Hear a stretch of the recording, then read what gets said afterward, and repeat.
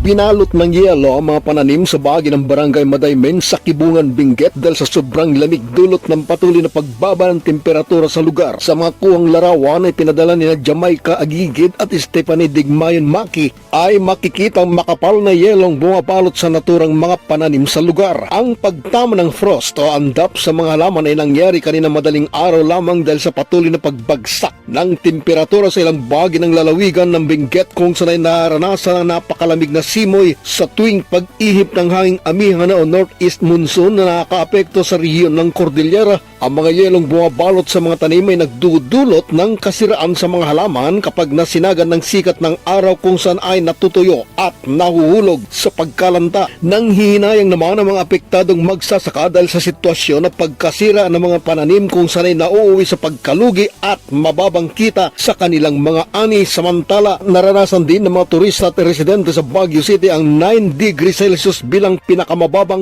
temperatura na naitala ngayong araw sa naturang lungsod. Kahit na mataas na ang sikat ng araw ay ramdam pa rin ang mga lumigmig at nanonood sa balat na lamig dahil sa patuloy na pagbaba ng temperatura o malamig na klima. Nagbabala mga eksperto na maaaring magdulot ng iba't ibang uri ng karamdaman ng sobrang ginawa at malamig na klima tulad ng sipon, pananakit ng ulo, lagnat at cold stroke. Kahit ugaliin umano ang pagsusuot ng mga kapal na jacket, kumot at bonnet bilang proteksyon sa malamig na panahon. Mula sa malamig na siyudad ng Baguio, Fredro Ryuda para sa mata ng Agila, Northern Luzon, matatag, matapang, matapat.